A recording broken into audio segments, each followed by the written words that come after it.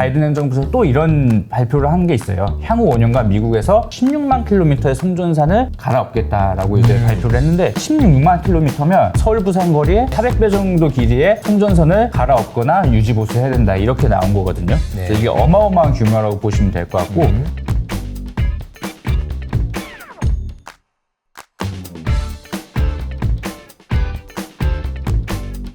안녕하세요, 이호석입니다. 오늘은 삼성 액티브 자산운용의 김효식 팀장님 나와주셨습니다. 안녕하세요. 팀장님 지난 한 달 반 정도 된 것 같은데. 네, 그 정도 됐네요. 네, 그때 이제 한번 전력기기와 관련돼서 되게 썸네일도 괜찮았지 않았어요? 전기 먹는 하마. 그거 너무 귀여워서 그러니까요. 마음에 들었거든요. 네네네. 그래서 이제 팀장님께서 이렇게 이야기해 주신 이후로 사실 관련 주가들이 정말 그냥 오른 정도가 아니고 정말 많이 올랐어요. 그래서 투자하시는 분들도 관심이 많으실 텐데 이제 아마 좀 새로운 분야라고 해야 되나? 이게 뭐 AI는 뭐 엄청 많이 알고 막 뭐 2차 전지 엄청 공부 많이 했었는데 요즘에 전력기기는 이거 뭐 어디를 봐야 돼? 잘 모른단 말이에요. 그래서 당장 이제 처음으로 질문 드릴 거는 이런 거예요. 팀장님이 보시기에 요거는 좀 체크를 하면서 가야 된다. 주가 투자할 거면. 그런 지표가 있다면 그거 먼저 좀 설명 좀 해주세요. 네, 알겠습니다. 제가 매달 확인하는 미국 쪽의 데이터가 세 가지가 있는데요. 네. 전력 인프라 관련된 이제 세 가지 지표입니다. 먼저 첫 번째 지표를 보여드리면 이제 보시는 차트 같은 경우에는 미국의 전력기기 신규 수주액 차트가 미국 센서스에서 매달 나오거든요. 보시면 1992년부터 2024년 3월까지인데 2021년 이후 가파르게 상승하고 있는 모습을 보실 수가 있습니다. 이 배경에 대해서 다시 한번 좀 말씀드리면 원래 미국 전력망은 노후화가 많이 됐기 때문에 네. 2021년부터는 그 노후화된 전력망의 교체 수요 위주로 이제 올라오기 시작을 했는데 2023년에는 이제 GPT-4가 나오면서 AI가 본격적으로 발달하지 않았습니까? 그래서 그 이후로는 AI로 인한 신규 수요까지 가세하면서 계속 좀 강한 모습을 유지하고 있다라고 이해하시면 될 것 같고요. 근데 이 그림을 보니까 이게 절대 금액인 거죠. 1990년대부터 그림이 그려져 있는데 네네. 이게 2000년대에 올라갔다가 내려왔다 결국은 제자리 걸음을 했네. 항상 사이클이 있었죠. 근데 이게 완전 위로 뚫고 올라가 버린 그림이네요. 네. 그러니까 이제 이 그림을 한번 보시는 거고요. 그리고 또 있어요? 네, 그리고 이제 신규 수주액을 봤으면 단가는 어떻게 되느냐. 미국의 변압기 이제 PPI를 보시면 이게 단가라고 이해하시면 될 것 같은데요. 이것도 뭐 한 1970년대부터 2024년 4월까지 보시면 마찬가지로 2020년 정도부터 가파르게 이제 단가가 상승하고 있는데 이게 결국에는 미국 내에서 이제 변압기 수요가 늘어나면서 신규 수주액이 늘어났고 그럼에도 불구하고 이제 쇼티지가 심하다 보니까 단가도 계속 올라가고 있다. 그래서 최근까지도 좀 뭐 중간에 왔다 갔다 하는 게 있어도 계속 좀 강한 모습을 보이고 있는 상황입니다. 그러니까 이게 지금 이 그림은 저는 좀 굉장히 다급함이 많이 느껴지네요. 그렇죠. 약간 요 기울기에서 그러니까 이 그림에서 네. 기울기에서 미국 유틸리티 기업들의 약간 다급함이 보이죠. 일단 변압기 만들 수 있으면 중국 빼고 다 가져와. 약간 이런 느낌이라고 보시면 될 것 같아요. 그러니까 이게 얼마나 지금 웃돈을 주면서 지금 하고 있는 건지 신규 수주를 하고 있는 건지를 보여주고 있는 그림인 것 같고요. 또 한 가지 그림이 있다고요? 네, 그래서 결국에 마지막 세 번째 지표는 이러한 것들 때문에 미국의 도시 평균 전기료를 보시면 1978년부터 2024년 4월까지 보시면 똑같습니다. 여기도 2020년 이후로 전기료가 가파르게 상승하고 있는데 미국의 전기료는 두 가지로 구성이 돼요. 네. S&P 개통한계 가격이라고 하는 그러니까 전력 도매 가격이죠. 거기에다가 송전만 비용을 더해서 이제 최종 전기료가 산출이 되는데요. 사실 S&P는 미국도 가스 가격에 연동이 되기 때문에 올해 들어서 S&P는 좀 빠졌습니다. 근데 이제 송전망 구축 비용이 크게 증가하면서 전기료가 계속 이렇게 올라가고 있는 상황이라고 보시면 되는데요. 근데 여전히 미국 전력 수요 대비 공급이 부족한 상황이라 지금 전력망 구축이 계속 이루어지고 있는 상황이고 그래서 전기료가 한동안 강세를 보일 가능성이 높다. 근데 결국에는 이런 전기료를 잡으려면 방법이 없습니다. 그냥 전력망하고 발전소를 많이 지어서 공급을 늘려주는 수밖에 없다고 보고 있습니다.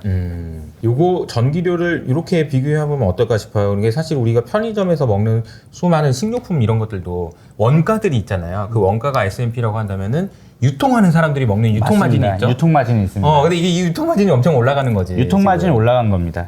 송배전이 이제 전기를 이렇게 보내는 거니까 그 비용이 늘어난다. 알겠습니다. 그 정리를 해보면은 팀장님께서 이제 이 산업 자체가 어떻게 지금 가고 있는지 방향을 보기 위해서 큰 그림을 보려면 세 가지를 봐야 된다. 첫 번째가 아까 보여주셨던 전력 기기와 관련돼서 신규 수주가 얼마나 되느냐, 그리고 변압기의 가격이 어떻게 되고 있느냐, 그리고 그래서 그걸 때문에 전기료가 어떻게 이동되고 있는가, 움직이고 있냐, 이 세 가지를 보신다고 했는데 좀 흥미롭네요. 그러니까 이 지금 아직까지는 지금 이 흐름이 굉장히 가팔라서 이게 곧 무너질 것 같긴 하지만 그렇진 않다라고 보면 되는데.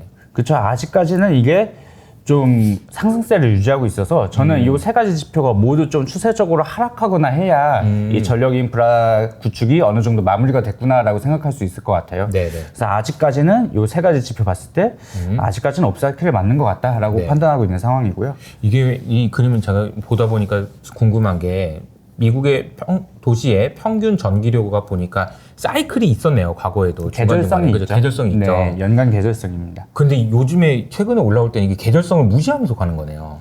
그렇죠. 이럴 때가 진짜 골 때리는 구간이 되는 거죠. 계절성을 무시하고 올라올 때가. 근데 이제 어쨌든 계절성 때문에 내려가는 거는 감안하셔서 보셔야 될 것 같고, 보통은 언제 비싸고 언제 싸요?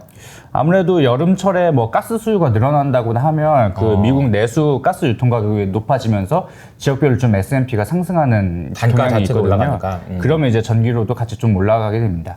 여름에 좀 더 이제 더 올라갈 수도 있다. 네, 알겠습니다. 그래서 다음으로는 그 미국의 발전량 추이를 한 번 더 보여드릴 텐데요. 발전량, 전기를 얼마나 이제 발전하느냐. 그럼 이제 미국 전체적으로 전기가 어떻게 됐냐. 이 차트를 보시면 1950년부터 2007년까지 미국 전기 발전량은 연평균 4.5% 증가했는데 네. 2007년부터 2023년까지는 연평균 0.03%밖에 안 돼서 보시면 거의 전력 수요가 정체되었다고 보셔도 될 것 같아요. 그래서 거의 10몇 년 동안 이런 전력 인프라 쪽에 투자가 거의 없었다고 보셔도 되는데 네. 이게 앞으로는 2023년부터 2028년까지 연평균 4.7%로 다시 올라갈 것이라고 전망이 되고 있는데 이게 그리드 스트래티지스라는 그 컨설팅 기관에서 나온 이제 자료인데 얘네가 2022년 말에 추정했을 때는 향후 5개년 전력 수요 증가율이 2.6%에 달할 거라고 예상을 했거든요. 정확하게 1년 만에 다시 추정했을 때 이게 4.7%로 올라간 거거든요. 그러니까 1년 만에 2%포인트 이상 추정치가 올라간 건데 그 이유는 주로 AI 때문이다라고 이해하시면 될 것 같아요.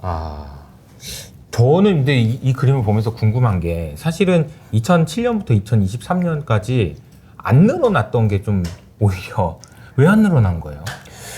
그거에 대해서는 뭐 여러 가지 이유가 있을 수 있는데요. 네. 어쨌든 이제 미국 경제가 고도 성장기, 그리고 고도 인구 성장기를 지나서 이제 정체기를 들어설 거다. 2008년 때 한 번 금융위기가 이제 있었죠. 금융위기가 있었잖아요. 그러면서 산업이 많이 망가졌었죠. 미국도 뭐 주택 섹터뿐만 아니라 여러 가지 전반적으로. 제조업 섹터가 좀 침체가 되다 보니까 전기료 이제 소모량이 좀 정체가 됐었는데 네. 최근 몇 년 사이에 데이터 센터가 좀 이제 그렇죠. 캐리해주면서 전력 수요가 늘어나기 시작했는데 이제는 AI가 가세하면서 더 이제 속도가 가팔라지는 거죠. 그러니까 이제 AI가 될지도 몰랐고 어떻게 될지도 몰랐다. 근데 이 그림에서 보면은 색깔에 대한 설명도 좀 해주시면 좋을 것 같은데.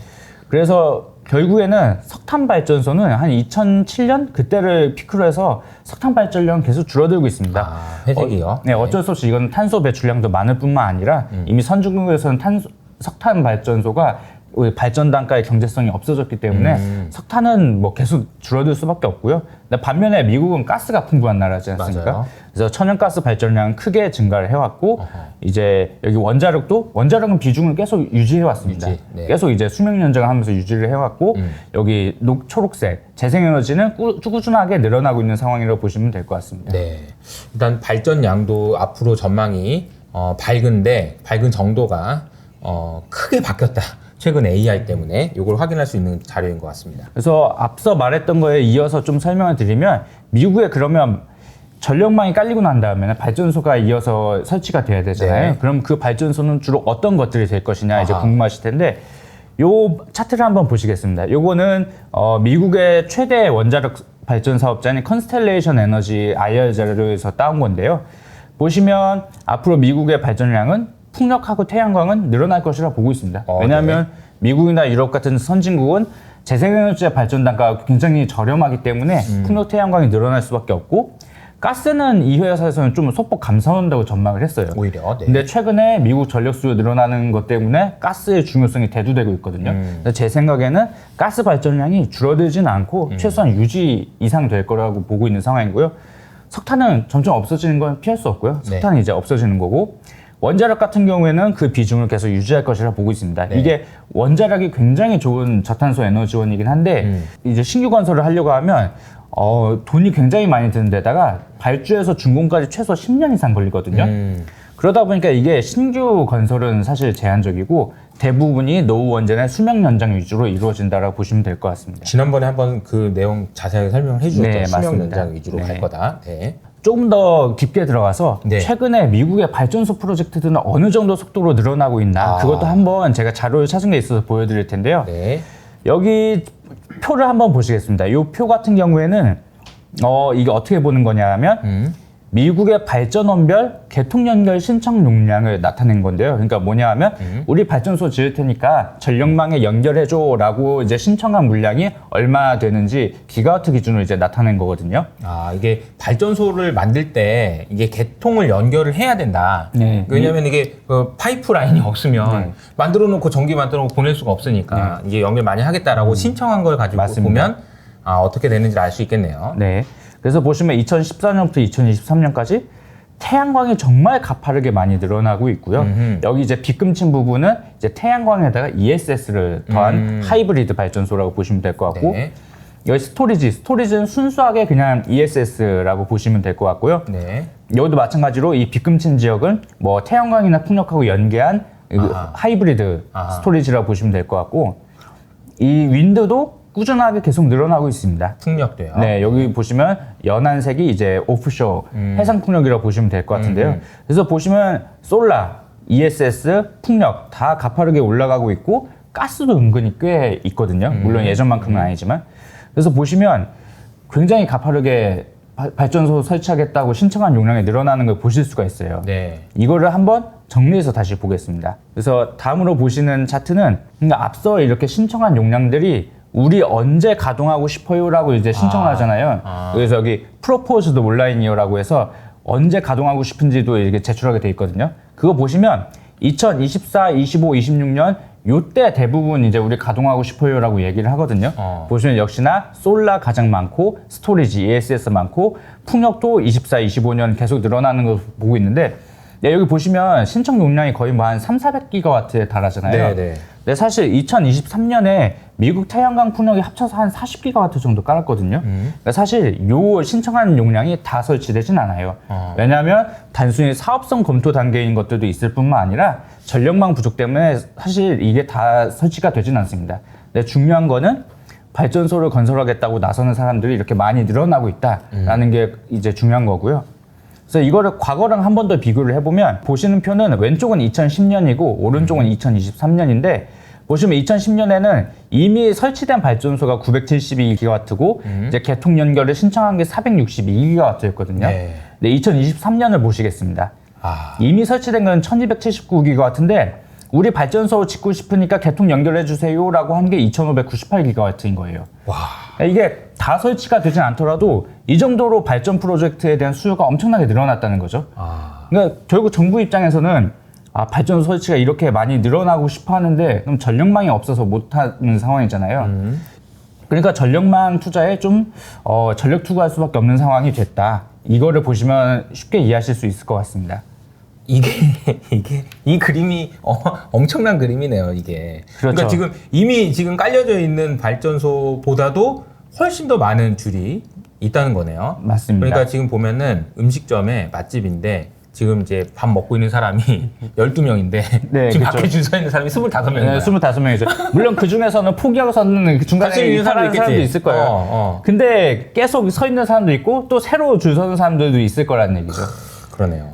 그리고 제가 보면은 이 그림이 왼쪽에 있는 그림과 오른쪽에 있는 그림의 색깔의 차이가 있다는 것도 주목해 보셔야 될 것 네, 같습니다. 맞습니다. 왜냐면은 가스의 비중이 높았는데 가스 별로 없고 네. 이게 엄청 많은 거잖아요. 이게 지금 그쵸. 솔라, 하이브리드, 뭐 스토리지 이게 엄청나게 많은데 이게 기존에 설치되어 있는 것보다 더 많다는 얘기네요. 훨씬 많은 용량을 설치하고 싶다고 지금 신청하고 있는 상황이라는 거죠. 감당이 안 되는 수준일 것 같다는 생각이 듭니다. 그러니까 발전소가 이제 지어지면 이걸 보내는 송전 배전이 엄청나게 많아졌는데 그 규모가 이게 네 이거 보니까 느낌이 확 오네요. 네. 그래서 발등에 불이 떨어졌다라고 보실 수 있는 거고요. 이게 불과 지금 지난달 자료입니다. 이게 자료 네. 보니까. 네. 이것도 버클리 랩이라고 하는 데서 미국의 에너지부 디파트먼트 오브 에너지에서 펀딩을 받아서 보고서를 작성한 거거든요. 와, 그냥 이제 미국 정부에서 지금 어떻게 됐는지 좀 알아봐 네, 이렇게 네. 하는데 이런 결과가 나온 거네요. 왜냐하면 미국은 그 개통 운영 사업자들이 또 네. 별도로 지역마다 있기 때문에 그거를 한 번에 모아서 보기가 좀 힘들거든요. 그러다 보니까 이런 민간 이제 연구기관에 좀 용역을 의뢰했다라고 보시면 될 것 같습니다. 얼마나 급하면 네. 미국 정부에서도 전력망 현대화를 위한 정책은 계속 나오고 있습니다. 이미 여기 보시면 2023년 7월 말에, 그러니까 작년 7월 말에 미국 연방에너지규제위원회에서 신규 발전원의 개통 연계 간소화를 이제 하기 위해서 만장일치로 승인을 해줬거든요. 그래서 이때 저는 유의미한 좀 정책이 나왔구나, 좀 빨라지겠다라고 생각을 했는데 그런데도 부족했나 봐요. 그래서 올해 24년 4월 25일에 아예 백악관에서 전력망 프로젝트 촉진을 위한 정책을 발표를 했는데 네. 그러고 나서 이제 5월 13일이죠. 백악관의 정책에 화답해서 미국 연방에너지규제위원회에서 다시 또 이제 개편안을 내놨는데 이게 2011년 이후 처음으로 대대적인 개편안을 발표를 한 거거든요. 그래서 내용을 보시면 미국 내 전력망 운영자들은 향후 20년간의 장기 계획을 수립해서 이제 제출을 해야 되고요. 5년마다 점검한다는 계획이고 민간 기업들과 주정부들 사이의 비용 배분은 어떻게 할 것인지도 구체적으로 제시를 해야 되고 이제 지역 간에 미국은 전력망이 단절되어 있는 경우가 많았는데 이것도 이제 연결하겠다라는 목표고 결국에는 이런 것들이 제조업 리쇼어링과 전기차, AI의 전력 수요를 충당하기 위해서 하는 거다. 그리고 태양광 풍력 등 클린 에너지에 연결할 수 있는 시스템을 갖춰라 이렇게 요구를 하고 있습니다. 이게 지금 미국 정부 입장에서도 이게 지금 비상이 걸린 상황이라는 것을 이 그림에서 우리가 확인할 수 있는 것 같습니다. 빨리 좀 해라 막 이런 얘기는 그렇죠. 느낌이에요. 이제 약간 답답해서 백악관이 직접 나섰다 이렇게 보셔도 될 것 네, 같습니다. 네. 그러면 지금까지는 저희가 변압기를 위주로 많이 봤었잖아요. 왜냐면 네. 변압기 업체들 실적이 좋았으니까요. 근데 네. 최근에는 또 핫해지는 서브 섹터가 하나 있죠. 아마 전선 업체들에 대한 관심이 요새 좀 많아지고 계실 텐데요. 맞아요. 사실 전선의 원재료는 구리잖아요. 맞아요. 최근에 구리 가격도 엄청 높아지고 있는데 맞아요. 관련된 이제 차트를 하나 보여드리겠습니다. 요 지금 보시는 그림은 여기 가운데가 커퍼 서플라이 구리 공급을 나타내는 거고 이제 위에가 이제 구리의 수요를 이제 예측한 건데요. 이게 블룸버그 뉴에너지 파이낸스에서 나온 자료를 네. 이제 어디 업체에서 정리한 건데 보시면 구리 공급 같은 경우에는 뭐 광산의 생산 능력이 제한되어 있기 때문에 좀 공급이 줄어들 것이라 보는 반면에 구리 수요는 특히 그리드, 이 전력망 쪽에 수요가 엄청나게 늘어나는 것을 보실 수가 있죠. 그러다 보니까 이게 앞으로 구리가 쇼티지가 심해질 것이다라고 이제 전망하는 기관들이 대부분이고요. 그거를 방증하다 최근에 구리 현물 가격도 많이 오른 상황인데 4월 25일에 바이든 행정부에서 또 이런 발표를 한 게 있어요. 향후 5년간 미국에서 10만 마일, 약 16만 킬로미터의 송전산을 이제 갈아엎겠다라고 이제 발표를 했는데 16만 킬로미터면 서울 부산 거리가 한 400킬로미터 정도 되죠. 네. 그러면 서울 부산 거리에 400배 정도 길이의 송전선을 갈아엎거나 유지 보수해야 된다 이렇게 나온 거거든요. 네. 그래서 이게 어마어마한 규모라고 보시면 될 것 같고 그래서 근데 이게 미국만 그런 상황이 아니거든요. 최근에 유럽에서도 고압 케이블 발주가 많이 나오고 있는데 그래서 국내외 전선 업체들 입장에서는 물량도 증가하고 구리 가격이 상승하니까 단가도 올릴 수 있는 약간 그런 국면에 접어들고 있는 게 아닌가. 그래서 지금까지는 변압기를 위주로 봤다면 이제는 전선 업체들의 업사이클도 본격적으로 기대할 수 있겠다라고 저는 생각을 하고 있고요. 제가 근데 이제 최근에 지난주죠. 그러니까 팀장님한테도 제가 영상 만들어서 보내드린 거 있잖아요. 이거 사상 초유의 사태 아닌가. 이게 선물을 보통 선물 계약을 하면은 저랑 이제 팀장님이랑 계약한다 쳐도 제가 나중에 구리 팔게요 라고 얘기만 하고 만기가 될 때는 뭘 구리를 줘 그냥 차익만 그렇죠. 결제해 네. 이렇게 하고 넘어갈 텐데 지금은 구리가 너무 없으니까 미국에서 지금은 그냥 진짜 가져와 약간 이런 수준으로 그러니까요. 네. 팔아놓은 사람이 너무 쫄리는 상황이 돼가지고 지금 미국 내에서 너 구리 없는 것 같은데 그럼 한번 갖고 와봐라 이런 분위기까지 연출된다고 해서 이게 지금 이 문제가 구리 가격이 만약에 많이 올라가게 되면 많은 분들이 궁금하신 게 그럴 것 같아요. 전력기기 업체나 전선 업체들한테 좋은 거냐 안 좋은 거냐 이런 게 좀 고민이에요. 일단 이렇게 구리 가격이 올라가면 단가를 올릴 수 있는 반면에 그쵸. 또 이제 구리 수급에 문제가 생길 수도 있는데요. 근데 아직까지는 사실 구리 수급은 그렇게 크게 문제는 없는 상황으로 파악이 되고 있고요. 사실 구리 재련 수수료 같은 경우에는 올해 많이 떨어져 있는 상황이거든요. 재련 수수료라는 네. 거는 구리를 만드는데 구리 원석을 이제 뭐 전선에 쓸 수 있는 그런 인공 형태로 재련하는 비용을 재련 수수료라고 하거든요. 그러니까 이게 보통 보면은 처음에 이제 구리 만들 때 구리가 그냥 땅에서 나오는 게 아니고 흙이랑 뭐랑 막 섞여 있는 네네. 걸 우리가 이제 정광이라고 네, 얘기하는데 그거를 해서 구리를 이렇게 뽑아내는 작업을 그렇죠. 우리가 이제 재련이라고 그거를 이제 얘기하는 또 거죠. 전기로 이제 녹여가지고 전기동이라고 하죠. 그래서 그 전기동. 네, 그래서 인공수로 만들어내는 거를 이제 재련 과정이라고 부르는데 그러니까 그걸 그 가격이 싸졌다는 얘기는 뭐 이거는 많다는 얘기네 그러면은. 이거 현재 하는 공급이 아주 부족한 상황은 아닙니다. 그렇군요. 근데 이제 어쨌든 수요가 꾸준히 늘어나니까 향후 전망이 그죠? 예, 계속 이제 매수 수요가 있는 건데요. 그래서 아직은 뭐 우리나라 전선업체들한테 그렇게 구리 수급에 문제가 있다고 보여지진 않고요. 아직까지는. 네. 네. 그러면 가격이 올라가서 좋은 구간이 좀 이어질 수 있겠다라고 생각할 수 있겠네요. 방금 말씀드렸다시피 지금까지는 변압기만 주로 봤었지만 이제는 전선이나 그 다른 전력기기도 봐야 된다고 말씀드리는 게 이제 그림을 한번 보실게요. 이거는 네. 제가 그냥 어디서 캡처를 떠온 건데 어허. 저는 개인적으로 전력 인프라 산업의 발전 단계를 그러니까 투자 단계를 크게 두 가지로 이제 저는 두 가지로? 나누고 네, 있습니다. 네. 너무 세분화하면 어려우니까요. 아까 이제 보셔야 되는 거 세 가지도 좀 정리해 주셨고, 네, 두 가지. 여기 보시면 발전, 송전, 변전, 배전, 판매까지의 단계가 있는데 네. 저는 이제 발전하고 송전을 묶어서 1단계라고 보는데 요 1단계 발전, 송전단에서는 초고압 변압기 발주가 먼저 나오고 그 다음에 이어서 초고압 케이블 발주가 나오거든요. 그러니까 이거는 굵직굵직한 장거리 송전망을 말하는 겁니다. 근데 지금 보시면 그 초고압 변압기 같은 경우에도 뭐 업체들이 2020년대 후반까지 장기 계약이 차 있는 상황이잖아요. 그리고 초고압 케이블은 미국하고 유럽에서 한 6개월 전부터 본격적으로 좀 발주가 나오기 시작했거든요. 그러니까 이 1단계조차도 아직은 초기 구간이라고 보고 있는데 이제 초고압 케이블이 드디어 나오기 시작했다라고 이해하고 있고 이 1단계가 어느 정도 마무리되고 나면 그 다음에 2단계로 해서 변전하고 배전 그러니까 굵은 송전망에서 가지치기해서 이제 공장이나 이제 가정으로 이제 뿌려줘야 되잖아요. 이걸 배전망이라고 하는데 이 배전망 쪽에 투자가 이어서 발생하게 됩니다. 근데 이쪽은 아직 제대로 사이클이 시작도 안 됐다고 보시면 될 것 같고요. 송전, 배전. 네. 네, 그래서 지금 1단계, 2단계 나눠보면 1단계에 대충 한 뭐 무릎 정도 오지 않았을까 그 정도로 판단을 하고 있는 상황입니다. 1단계 무릎? 네. 2단계는 아직도 시작도 안 한 거네요, 그러니까. 뭐 물론 이게 동시에 진행이 되긴 하는데 세지는 구간이 있거든요. 근데 그 2단계가 세지는 구간은 아직 제대로 오지도 않았다는 거죠. 네네. 네. 그러니까 시계 송전 배전으로 어려우니까 송전 그러면 전기를 이렇게 던져주고 그렇죠. 배전은 이렇게 딱 받는 거 네, 이렇게 생각하면 그렇죠. 되는 거죠. 네. 송전은 빨리 이렇게 많이 보내야 되니까 고압이고 네. 배전은 이거 딱 받아내는 그런 게 있는데 순서가 생각해 보면 그럴 것 같아요. 네. 그래서 나무의 큰 줄기와 이어서 이제 잔가지들이라고 이해하시면 될 것 같고요. 그러면 이제 어느 지역에 주로 집중을 해서 투자를 해야 되냐 이렇게 네. 궁금하실 수 있는데 제가 차트를 하나 보여드리겠습니다. 이곳은 블룸버그에서 또 나온 자료인데요. 2023년에 뭐 중국, 미국, 뭐 독일, 영국 같은 뭐 이런 유럽연합 국가들의 네. 에너지 전환 투자 규모가 어느 정도 됐느냐를 나타낸 건데 여기서 가장 많은 건 역시나 여기 녹색 부분 보시면 Electrified Transport라고 되어 있잖아요. 이게 네. 대부분 전기차라고 이해하시면 되고요.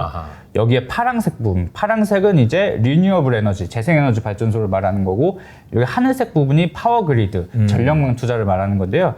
물론 중국이 단일 국가로는 제일 많은데 네. 여기 미국하고 유럽 27개국의 재생에너지와 이제 파워그리드 쪽을 보면 이게 결코 전기차보다 규모가 작지 않아요. 그리고 미국하고 유럽을 합쳐보면 중국 못지않은 규모거든요. 그래서 이 미국과 유럽의 재생에너지와 전력그리드 쪽에 한번 집중을 해보셔야 된다. 그리고 이쪽은 좋은 게 이런 전력기기 같은 경우는 안보 이슈 때문에 중국산 기자재를 거의 사용을 하지 않거든요. 중조합 쪽은 중국산을 쓰긴 쓰는데 이런 고압 송전 설비는 중국산을 거의 쓰지 않습니다. 그러다 보니까 배터리 산업은 요새 좀 중국하고 경쟁 심화가 붙는데 이쪽 산업은 그런 거에서 조금 비껴가 있다라고 이해하시면 될 것 같습니다. 이번에 바이든 정부에서 썼던 이제 그 관세나 이런 거 보니까 아예 이쪽은 언급이 안 되는 게 중국에서는 수출 자체를 못 하나 봐요, 아예. 안보 이슈 때문에. 미국이 중국산 변압기를 수입은 하긴 하거든요. 하긴 근데 해요. 양이 미미하고 양이 대부분 미미하고. 중저압기기 위주인 상황이라 중저압기기만. 사실 별도로 관세를 매길 필요도 없습니다. 매길 필요도 없다. 네, 애초에 들어와 있지 않은 데다가 그러니까. 네, 중국 업체들도 들어갈 생각이 지금 없기 때문에 아하. 제가 며칠 전에 JP모건에서 이런 전력기기 업체들 보고서가 나온 게 있어서 한번 봤는데 네네. 보니까 JP모건에서 그 뭐 한국, 중국, 일본, 대만의 전력기기 업체들을 이렇게 미팅을 하고 보고서를 쓴 거예요. 그래서 보니까 특히 미국을 중심으로 선진국의 변압기 시장은 앞으로 최소한 3에서 5년 동안 쇼티지가 지속될 것이라고 보고 있고 중국 업체들은 지정학적 이슈 때문에 미국에 진출하는 것을 굉장히 주저하고 있다.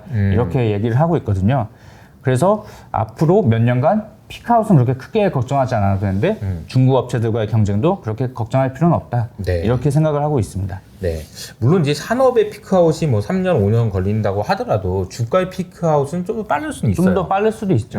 그런데 지금 현재 산업 자체는 그런 상황이다라는 거는 체크해 보시면 좋을 것 같네요. 네. 근데 중국의 만약에- 견제도 좀 네. 덜하다. 네. 그리고 전력 인프라가 어느 정도 구축이 되고 나면 이제 반대로 말하면 풍력이나 태양광 같은 것들이 전력망이 부족해서 설치가 안 되던 것들이 아하. 설치가 늘어난다는 소리잖아요. 아하. 그럼 이제 그런 재생에너지 발전소 관련된 기업들이 또 실적이 좋아지는 구간이 오겠죠.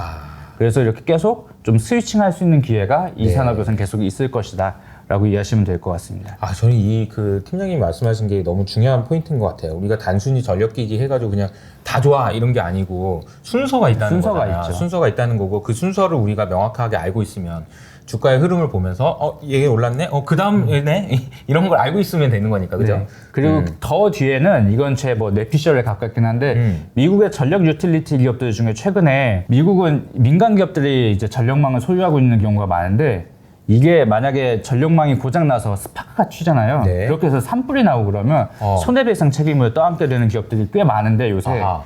그래서 실제로 안 좋은 기업들도 꽤 있거든요. 그래서 예. 불이 나서 예를 들어서 뭐 그 버크셔 해서의 자회사 중에 맞아. 퍼시피코프라는 서부 쪽 유틸리티 회사 있는데 거기도 산불 때문에 손해배상이 엄청 커졌더라고요. 그래서 지금은 전력만 투자하랴 산불 나면 손해배상하랴 좀 어려움을 겪고 있는 기업들이 많은데 전력만 투자가 어느 정도 되고 또 발전소 설치까지 어느 정도 이루어지고 나면 그때부터는 그냥 그런 전력망을 운영하는 유틸리티 기업들은 계속 그냥 그 전력망 사용 대가를 받으면서 꿀 빠는 거거든요. 그래서 정말 길게 보면 그런 유틸리티 업체들의 전성기가 또 언젠가는 올 것이다. 올 거다. 네. 그러니까 이 산업은 공부해 놓으면 오랫동안 써먹을 수가 있겠어요. 계속 울거먹을 건덕지가 있죠. 그러니까 지금 우리가 전력기기뿐만 아니라 전선 이랬던 것처럼 앞으로도 계속 이 산업에 대한 공부는 해야 되겠다는 생각이 또 드네요. 네. 그래서 지금까지는 업황에 대해서 조금 설명을 드렸으니까 네. 아마 주요 기업들 어떻게 됐는지 좀 궁금하실 것 같아요. 네. 그래서 몇 가지 기업들만 한번 살펴보겠습니다. 네, 기업별로. 네. 그래서 일단 첫 번째로 말씀드릴 업체는 GE 베르노바, 그러니까 미국의 최대 풍력 터빈 업체이자 이제 전력기기 업체이죠. 이게 GE에서 분사한 회사죠. 네, 맞습니다. 올해 4월 2일에 GE가 GE 베르노바랑 GE 에어로스페이스로 두 개로 분할이 됐거든요. 네. 그리고 이 회사에 대해서 팀장님이 코멘트를 적어주셔가지고 저희 텔레그램 채널이나 네이버 프리미엄 컨텐츠에 공유를 해드렸는데 그 글을 보시고 또 이게 투자하신 분들은 수익이 꽤 많이 나셨을 거예요. 아마. 그러셨을 것 같네요. 최근에 네. 반응이 좋아가지고요. 네. 그래서 GE 베르노바를 간단하게 설명드리면 뭐 미주 지역 매출 비중이 한 50% 정도 되고 유럽이 25% 정도 되는데 크게 세 개의 사업부로 나눠져 있습니다. 네. 이제 변압기 등을 만드는 전력기기랑 풍력 발전 터빈을 만드는 이제 윈드 사업부 그리고 가스 터빈 사업부 이렇게 크게 세 가지거든요. 보시면 제가 수주 잔고만 한번 따왔어요. 네. 이쪽은 수주 산업이기 때문에 수주 잔고가 중요한데 보시면 전력기기 쪽 전력기기가 여기 분홍색이거든요. 네. 수주 잔고가 작년 1분기 대비 올해 1분기에 54% 늘어났습니다. 매출하고 에비타가 늘어난 건 당연한 거고요. 에비타는 흑자 전환했고요. 그래서 가파른 수주 증가를 보이면서 단연 돋보이는 사업부다라고 전력기기 이해하시면 될 것 분야요? 같습니다. 네. 네. 그리고 중간에 윈드 풍력터빈 사업부는 수주 잔고는 거의 플랫했는데 사실 에비타도 적자가 축소되긴 했거든요. 근데 사실 매출액 자체는 안 좋습니다. 왜냐하면 여기는 또 전력망 부족 등 이슈로 설치가 지연되는 게 많아서 매출액하고 신규 수주가 이번 분기에는 좀 신통치 않았는데 회사 측에서는 올 하반기에는 그래도 설치량이 상반기보다는 좋아진다라고 얘기를 하고 있거든요. 그래서 이쪽도 좀 더 턴어라운드의 기대감은 있는 상황입니다. 그리고 가스터빈 이쪽은 사실 회사의 캐시카우라고 볼 수 있거든요. 보시면 수주잔고는 크게 늘어나진 않았는데 네. 에비타 마진율 자체는 꽤 올라갔고요. 제가 뭐 추정키로는 이제 가스 발전 수요도 좀 더 늘어나면서 가스 발전소에 대한 이제 수요가 늘어나면 가동률이 올라가고 관련된 서비스 매출액이 많이 늘어나는 것 같더라고요. 그러면서 좀 마진이 좀 크게 확대가 된 것 같다라고 생각하고 있고, 그리고 올 1분기에 가스터빈 쪽의 신규 수주액이 전년 대비 25% 증가했거든요. 이렇게 두 자릿수로 증가한 게 사실 오랜만인데, 이걸 보고 혹시 전력 수요가 급증하기 때문에 미국의 가스 발전 수요가 같이 늘어나나? 이렇게 좀 생각을 하고 있는 상황이고요. 근데 이제 막 보여준 거라서 좀 더 지켜볼 필요는 있을 것 같습니다. 네, 이 숫자 중에서 단연 돋보이는 거는 54.3%를 기록한 전력 기기가 되겠고, 전력 기기가 지금 쇼티지가 나서 지금 뭐 풍력도 그렇고 여기는 좀 잘 안 보일 정도로 얘기가 너무 좋다라는 걸 보여주고 있는 그림인 것 같네요. 네, 단연 전력기기 쪽이 좋다라고 네. 이해하시면 될 것 같고요. 그리고 또 말씀드릴 거는 지멘스. 미국판 G라고 제가 생각하고 있는 회사인데요. 지멘스 에너지가 있는데 이 회사는 독일 회사인데 그 G랑 사업 구조가 매우 유사합니다. 보시면 여기도 풍력 터빈, 전력기기, 가스 터빈 사실 거의 사업부 구조가 똑같거든요. 근데 유럽 매출 비중이 47%로 아무래도 유럽 비중이 높은 회사라고 보시면 되는데, 여기 분홍색 풍력 터빈을 먼저 보시겠습니다. 풍력 터빈 보시면 수주 잔고는 꽤 많이 늘었거든요. 왜냐하면 지멘스가 또 유럽 쪽에선 강자다 보니까 수주를 많이 받긴 했는데, 수주는 늘었는데 사실 여기도 전력망 쇼티지랑 또 얘네는 그 품질 이슈가 좀 크게 있었거든요. 품질 이슈가 있어서 구조조정이 진행 중이기 때문에 매출액이나 뭐 신규 수준은 조금 약했습니다. 그래서 GE와 마찬가지로 이 풍력 사업부는 조금 턴어라운드가 늦어지고 있다라고 이해하시면 될 것 같고요. 그 여기에 회색.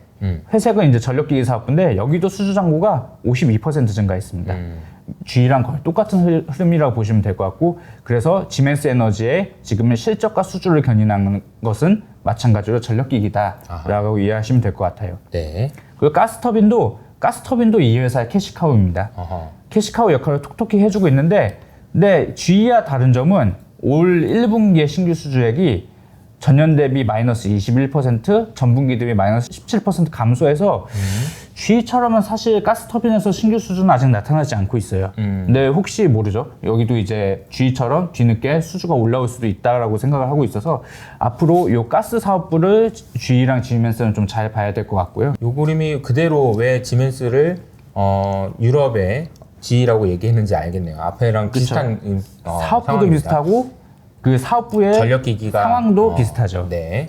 그래서 어쨌든 두 개 회사에서 도출할 수 있는 결론은 전력기기가 단연 좋다. 아직까지는 피크아웃을 우려하지 않아도 될 정도로 좋은 상황이다라고 이해하시면 될 것 같고, 그 다음으로 말씀드릴 회사는 이제 미국의 또 다른 전력기기 업체인 이튼인데요. 네.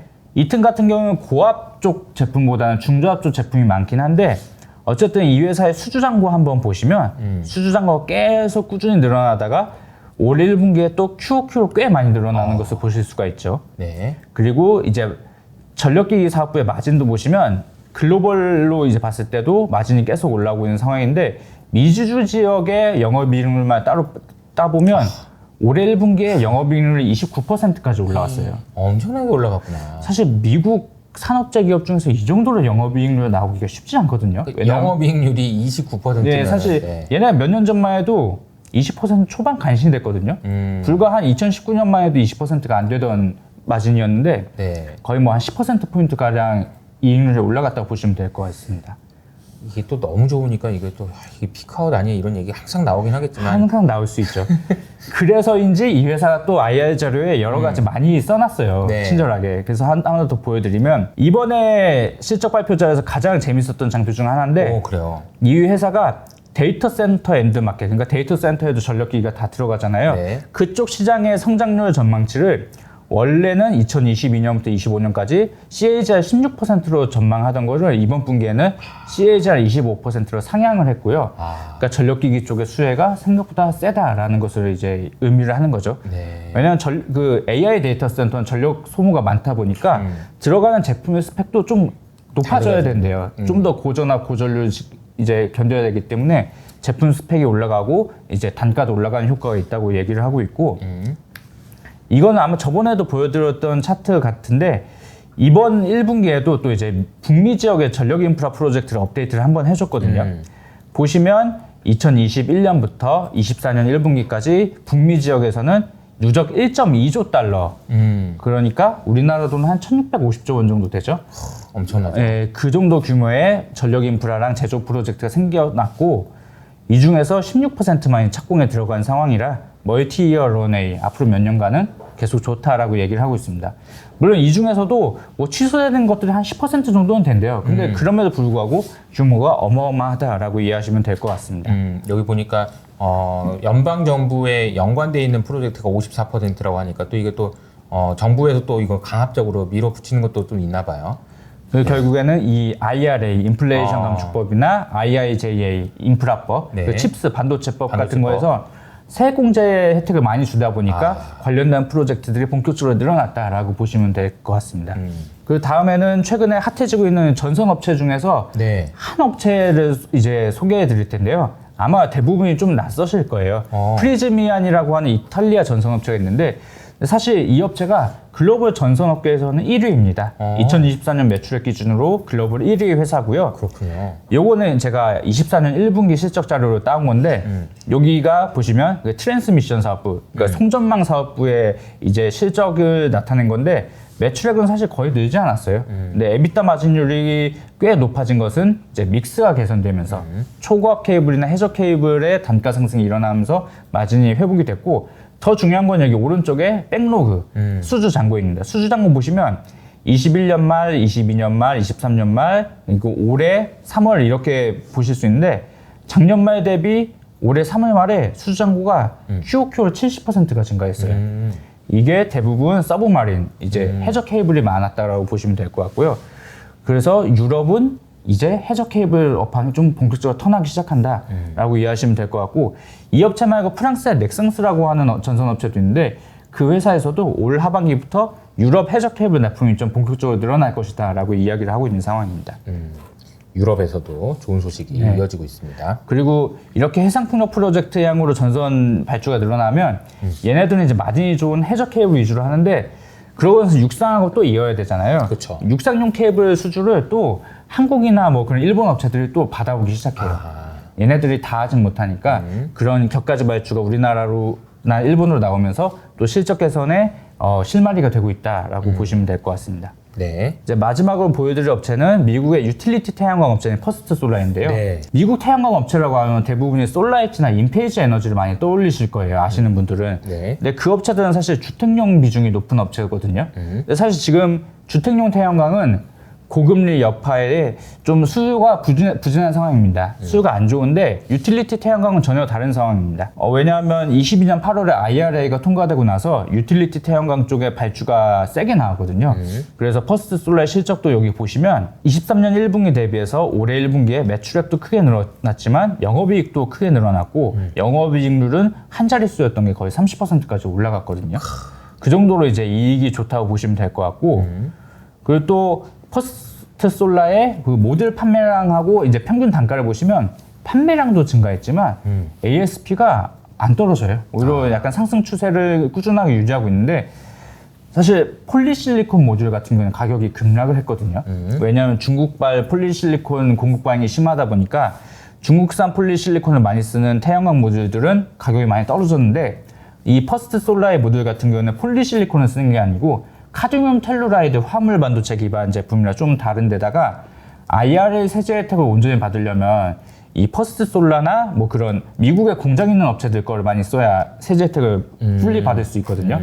그래서 이 업체의 모듈 수요가 굉장히 좋다라고 이해하시면 될 것 같습니다. 그래서 이번에 실적에서 저는 놀랐던 게 이 유틸리티 태양광 쪽도 분명히 전력망 쇼티지로 인한 설치 지연이 있다고 했었거든요. 네. 그럼에도 불구하고 너무 좋은 1분기 실적과 향후 가이던스를 제시해서 이쪽은 만약에 전력망 쇼티지가 풀리면 아까 보여드렸다시피 태양광 쪽에 개통 연결하겠다고 신청한 게 엄청 많았잖아요.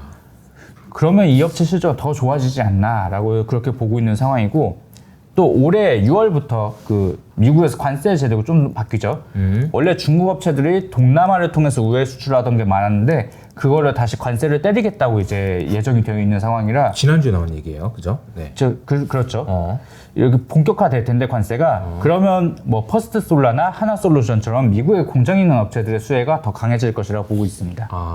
좀 조금만 정리를 좀 해보면 우리가 이제 태양광 같은 경우에는 이게 폴리실리콘이라고 해서 거기서부터 시작돼서 이게 태양광 우리가 이제 보는 그런 뭐라고 해야 돼? 태양광 설비가 나오잖아요. 네. 근데 폴리실리콘은 중국에서 워낙 많이 만들어서 이거 가격이 많이 빠졌는데 말씀하신 대로 여기는 계속해서 가격이 좀 잘 유지가 되고 있다라는 측면을 설명해 주셨고 그리고 그것뿐만 아니라 얘네는 카드뮴이라고 해서 폴리 말고 네, 딴 걸로도 맞아요. 하고 있다라는 아예 것도 소재 얘기를 자체가 해주셨고. 다르죠. 그것이 좀 차이가 있다는 거 하고 미국 내에서 쓰고 있는 정책의 그냥 수혜를 이제 제대로 받고 있다라는 측면. 네. 그리고 이제 마지막으로는 아까 우리가 계속 얘기하고 있었잖아요. 태양광 막 만드는데 이거 보낼 수가 없어서 잠깐만 네네. 기다려봐. 네네, 잠깐만 맞습니다. 기다려봐. 하는 게 이게 풀리면 이것도 간다. 네, 그렇죠. 순서상으로. 지금 잠깐만 기다려봐라고 하는데도 태양광 쪽이 좋은 거예요. 잠깐만 기다리라 하는데도 지금 막 줄이 계속 쓰고 있는 거예요. 네. 그래서 최근에 미국이 전력 수요가 부족하다 보니까 그 개통 사업자들도 전력만 연결을 이것저것 해줘야 되는데 우선순위를 이제 세워야 될 거 아니에요. 그렇죠. 우선적으로 해주는 게 이런 유틸리티 태양광하고 이제 원자력을 좀 우선순위를 배정하는 것 같습니다. 왜냐하면 유틸리티 태양광단지 대부분 남서부 지역에 집중이 돼 있는데 거기가 전력 수요처인 뭐 실리콘밸리 이런 데랑 가깝잖아요. 그러니까 유틸리티 태양광에 우선적으로 좀 연결을 해주는 모습이 나타나고 있고 풍력단지 같은 경우에 중부 지역에 있어서 거리가 수백 킬로미터 이상 되거든요. 그러니까 이쪽이 약간 우선순위에서 밀리는 경향이 있는 것 같습니다. 그렇군요. 실리콘밸리가 급하니까 지금 그렇죠. 전기가. 그쪽에 먼저 뿌려줘야 그쪽에 되는 지금 AI 때문에 거기 전기가 급해요. 네. 그래서 지금까지 말씀드린 거를 이제 한 페이지로 요약을 해볼 텐데요. 네, 전력 인프라부터 말씀드리면 미국 전력기기 업황 좋고요. 한동안 계속 좋을 것 같고 유럽도 아까 지멘스 에너지 보니까 좀 더 빨라지는 이제 분위기가 감지가 되고 있고요. 그리고 최근 반년 사이에 이제 변압기뿐만 아니라 초고압 전력 케이블까지도 미국, 유럽에서 좀 발주가 본격적으로 나오기 시작했고 해외 기업들뿐만 아니라 국내 기업들도 좀 수주를 많이 받고 있는 상황이고요. 그래서 앞으로 주목하실 거는 초고압 변압기도 좋지만 이제 거기서 이제 이어지는 초고압 전력 케이블이나 그 이후에는 이제 배전단의 중저압 전력기기까지도 이제 주목해서 보셔야 된다라고 말씀드리고 싶고 풍력은 여전히 안 좋죠. 전력망도 부족한 데다가 고금리 여파도 남아 있어서 설치가 지연되고 있는데 어쨌든 주의가 하반기에는 물량이 회복된다고 했으니 이제 개선의 기대감은 있는 상황이다. 그래서 네. 이쪽도 눈여겨볼 만하다라고 이제 저는 생각하고 있고 태양광 쪽은 주택용 태양광은 금리 떨어지기 전까지는 힘듭니다. 어쨌든 올 중반경에 재고 조정은 대부분 마무리가 될 거라고 보고 있어서 향후 금리가 떨어지면서 수요가 올라오면 가파르게 개선될 가능성은 있고요. 태양광 주택용이 태양광 같은 경우에는 주택이 지금 뭐 판매도 안 되고 있고 아무것도 안 되니까 맞습니다. 그런 거죠. 네, 신규 착공도 금리가 너무 좀 높아서. 지연되고 있으니까요. 네. 대신에 미국 유틸리티 태양광은 IRA 효과에 힘입어서 굉장히 좋기 때문에 이쪽은 앞으로도 계속 좋을 것이라고 저는 생각을 하고 있고요. 그리고 전력망 부족이 완화될수록 유틸리티 태양광은 올해보다 내년에 더 좋아질 가능성이 있다라고 저는 생각을 하고 있고 천연가스와 원자력 같은 경우에는 사실 그동안 막 이렇게 중요하게 보던 섹터는 아니었어요. 근데 바이든 행정부에서는 그 신규 LNG 수출 프로젝트를 중단하기도 하고 사실 가스에 굉장히 좀 비우호적이었거든요. 맞아요. 근데 저는 이게 좀 바뀔 거라고 생각하는 이유는 미국 전력 수요가 증가하면서 기저 발전으로서 가스와 원자력의 중요성이 계속 강조가 되고 있거든요. 그리고 아울러서 데이터 센터 비상 발전원으로 수소 연료 전지에 대한 관심도 요새 커지고 있는데 그래서 결국에는 저는 뭐 바이든이 재선이 되든 트럼프가 당선이 되든 이 가스와 원자력에 대한 지원은 더 커질 것이라고 보고 있습니다. 이미 원자력 같은 경우는 작년 9월에 생산세액 공제가 신설이 됐거든요. 사실 가스도 미국이 제일 풍부한 자원 중 하나가 가스인데 이거를 활용하지 않을 이유가 없어요. 그래서 저는 가스에 대한 지원책도 좀 더 나올 것이라고 생각하고 있어서 투자자분들께서도 원자력뿐만 아니라 가스 그리고 더 나아가서는 이 수소연료 전지에까지 좀 관심을 가져보실사 이렇게 말씀드리겠습니다. 네. 사실 이제 풍력이나 태양광이 완전한 신재생이고 가스는 그것도 이산화탄소 나오잖아. 이렇게 해서 안 할 수 있으면 좋겠지만 그럴 상황이 아닌 거죠 지금. 근데 가스까지는 그래도 탄소 포축기를 붙이면 탄소를 많이 제거할 수 있어서 뭐 클린 에너지의 한 갈래라고 볼 수 있겠죠. 석탄은 사실 탄소 석탄보다는 포집기를 훨씬 나으니까. 붙여도 답이 없거든요. 네. 근데 가스는 탄소 포집을 하면 좀 답이 나오는 상황이죠. 원전은 이제 좀 분야가 좀 그래도 앞으로 기대할 수 있는 있다 이렇게 보시면 될까요? 네, 일단 원전 생태계 자체는 신규 건설은 좀 제한적이어도 신규 건설. 수명 연장하면서 이제 기자재 들어가는 건 꾸준히 있기 때문에 명맥을 계속 유지할 거라고 보고 있고, 만약에 SMR 같은 것들이 좀 경제성이 나오기 시작한다 그러면 맞아요. 아마 신규 건설도 좀 늘어날 겁니다. SMR은 사실 이론적으로는 대형 원전보다 발전 단가가 높겠지만 그래도 한 기당 지어지는데 금액이 짧고 공기가 짧다고 그러면 또 데이터 센터 근처에는 안 지을 이유가 없거든요. 아, 그러니까 만약에 막 대형 원전을 지으려면 시간이 많이 걸리는데 많이 걸리는데 지금 당장 전기가 필요한데 네네. 그럴 때는 소형 원전으로 빨리 좀 대응할 수 있겠다. 그렇죠. 왜냐하면 마이크로소프트 같은 그런 데이터 센터 사업자들은 전기료 좀 비싸도 상관없거든요. 24시간 끊기지 않고 이제 공급할 수 있는 게 중요해서 SMR의 발전 단가가 너무 터무니없이 높지만 않으면 아마 수요가 꽤 있을 겁니다. 근데 빨리 상용화되는 게 한 2029년경으로 예상이 되고 있거든요. 네. 그러니까 아직은 좀 기술이 얼마나 성숙하는지 좀 지켜봐야 할 시점이다라고 생각을 하고 있습니다. 네. 자, 오늘 그 전력기기와 관련돼서 김효식 팀장님과 함께 사실 이런 내용은 어디서 듣기가 굉장히 좀 어려운 깊이 있는 내용이고, 그리고 저는 개인적으로 제일 인상적이었던 그림이 어디 있어? 요 그림, 그렇죠. 요 그림이 가장 인상적이었습니다. 네, 네, 세상에- 맛집에 줄이 많이 섰다는 거죠. 맛집에 지금 자리가 12개밖에 없는데 30명이 밖에서 지금 줄 서 있다. 이게 너무 인상적이고요. 그래서 앞으로 갈 길이 굉장히 멀다라는 것도 한 가지. 그리고 또 한 가지는 이게 단순히 뭐 변압기 끝, 전선 끝이 아니고 앞으로도 계속 전기와 관련된 건 공부를 해야 되겠다는 생각도 좀 듭니다. 그래서 또 다음에 기회가 될 때 모시고 공부를 해보는 시간을 가졌으면 좋겠다는 생각이 듭니다. 네, 다음 시간에는 아마 뭐 네. 천연가스나 수소 쪽에 대해서 좀 더 오. 말씀드릴 수 있지 않을까 기대를 하고 있습니다. 업체들이 좀 좋은 모습을 보여줄 것 같은 생각이 들거든요. 오. 그래서 다음에는 한번 가스랑 이제 수소도 좀 다뤄보는 네. 것으로 하겠습니다. 김효식 팀장님이 다음 시간 예고까지 해주셨습니다. 이 김효식 팀장님과의 전기 이야기는 앞으로도 계속될 것 같고요. 저희는 여기서 인사드리도록 하겠습니다. 감사합니다.